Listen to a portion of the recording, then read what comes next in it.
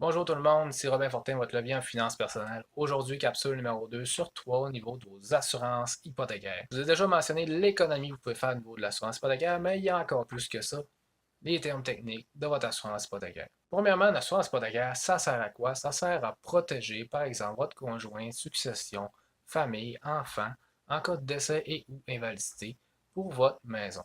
Par exemple, tomber invalide, ça peut permettre de couvrir les paiements hypothécaires de votre maison. Ou s'il survient un décès, ça permet à vos conjoints survivants d'être en mesure de conserver la maison sans tomber dans une détresse financière qui pourrait complètement détruire la situation financière actuelle du couple. Donc ça permet d'éviter des faillites, oui, mais en plus d'éviter des problèmes financiers qui peuvent nuire par exemple à des projets futurs, des achats futurs ou simplement la retraite. Pour être en mesure de vous expliquer le mieux possible les termes techniques entre une assurance collective d'institutions financières et une assurance individuelle qu'un courtier en assurance de personnes comme moi peut vous offrir, décidez d'y aller par avantages et désavantages des assurances d'une institution financière en général.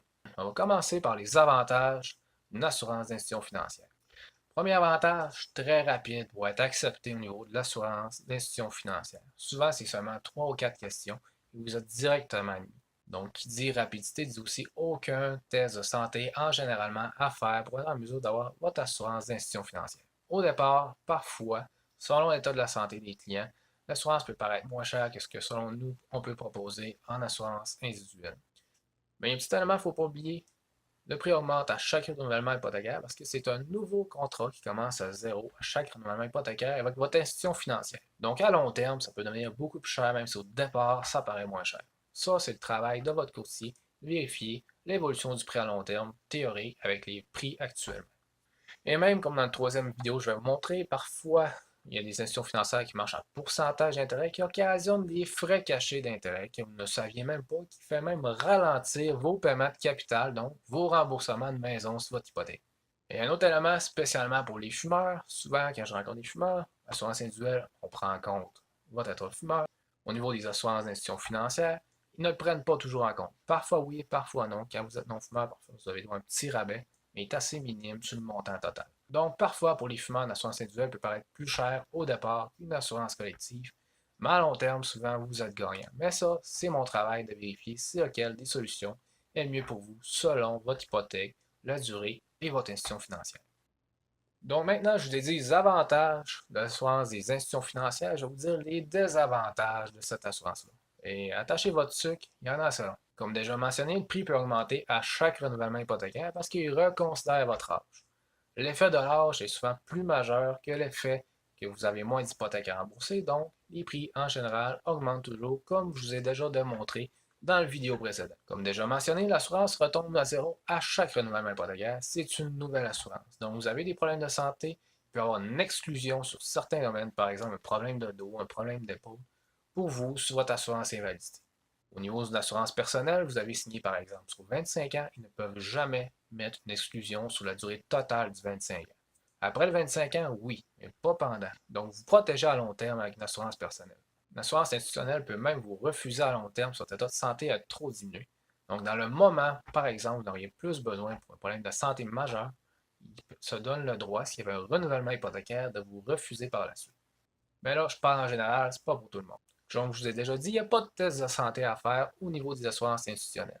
Mais ça crée un désavantage. Il vérifie seulement que vous étiez éligible le jour de votre réclamation. Donc, par exemple, vous aviez déjà un problème de dos majeur avant votre début d'assurance collective. Et par la suite, vous faites une demande et l'institution financière découvre que vous aviez déjà le problème de santé. Ben, vous ne seriez pas dédommagé en général pour ce problème de santé-là. Mais la même chose arrive parfois, j'ai rencontré des clients qui ont des problèmes de santé majeurs, que ce soit cardiaque, peu importe, qui à la base n'étaient même pas admissibles à l'assurance, mais c'est la responsabilité de l'assuré de vérifier s'il y avait le droit à l'assurance collective. Donc, oui, vous payez la prime, mais si vous arrive de quoi, vous ne seriez même pas dédommagé parce que vous n'y aviez pas le droit. Dans ces situations-là, je recommande souvent deux choses aux gens. Soit vérifier en assurance individuelle s'il y a une prime d'assurance abordable, ou simplement annuler la protection actuelle parce que vous payez absolument pour rien. Au niveau de l'assurance individuelle offerte par un courtier en assurance de personnes comme moi, la compagnie d'assurance vérifie toujours à l'avance si vous étiez éligible.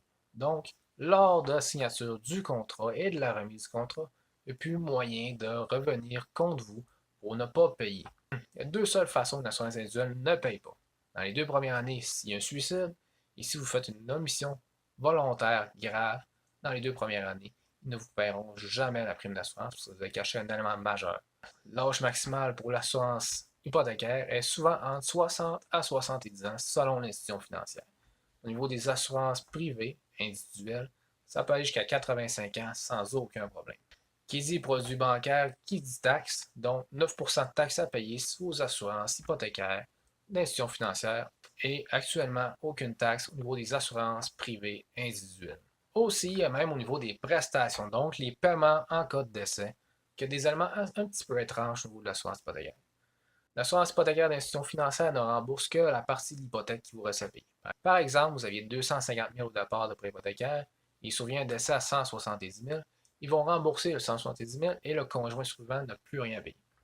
Les assurances privées, ça fonctionne de deux façons. Soit dégressif à 50%, donc sur 250 000, au minimum, il reste au moins 125 000, même s'il vous reste 30 000 d'hypothèques à payer. Ou des fixes, parfois, qui tombent même moins cher, qui vous protègent de 250 000 durant toute la durée du prêt. Un élément où le bas est blesse, c'est au niveau de la couverture d'invalidité. Certaines institutions financières, même si vous avez par exemple un accident automobile et que vous êtes toutes les deux blessés en même temps, lors d'une assurance conjointe, ils vont ne que rembourser le prêt hypothécaire que vous avez. Par exemple, vous devez 1 000 $ par mois en prêt hypothécaire, ils vont simplement vous dire de ne pas le rembourser, ils vont payer à votre place pendant toute la durée d'invalidité.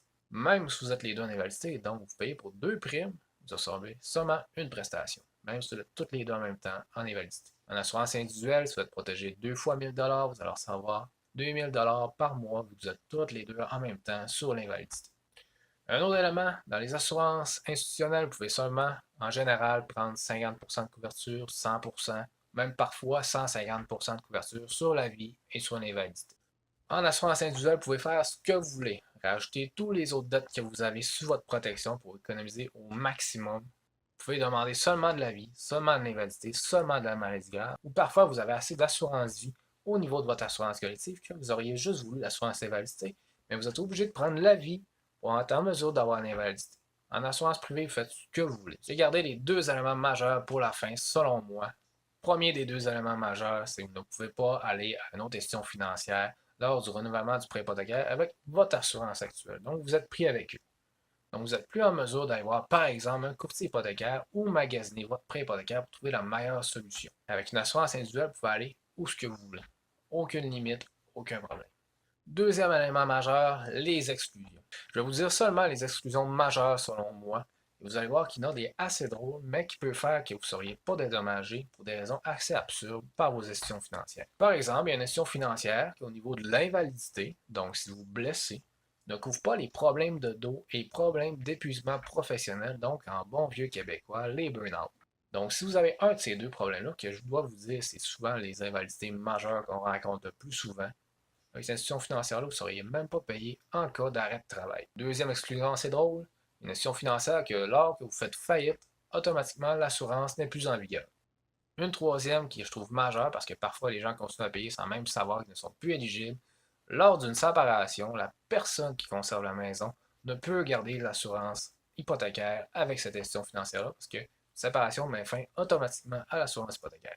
Une quatrième que je rencontre, les gens sont souvent étonnés, une institution financière qui ne couvre pas les duplex au niveau de l'assurance hypothécaire. Dans tous les scénarios que je viens de dire, c'est votre responsabilité de vérifier si vous êtes éligible à la protection collective. Donc, même si vous ne respectez pas les critères de l'assurance, vous allez être admis directement au départ. C'est votre responsabilité de vérifier si vous aviez le droit ou non d'être dans l'assurance collective.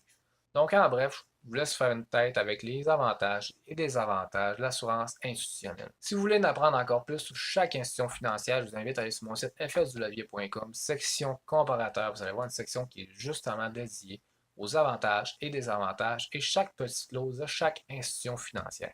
Vous êtes en mesure de savoir lesquelles des conditions contient dans votre assurance hypothécaire, voir si vous êtes éligible, pouvoir comparer aussi les primes en même temps pour voir si vous pouvez trouver mieux et appeler directement votre levier pour trouver la meilleure protection possible. Un peu comme au niveau des montants, je vous invite à partager en grand nombre parce que oui, il y a le montant, mais moi personnellement, je trouve que la protection est encore plus importante que le prix. Donc sur ça, je vous remercie pour les partages et je vous souhaite bon levier. Bye!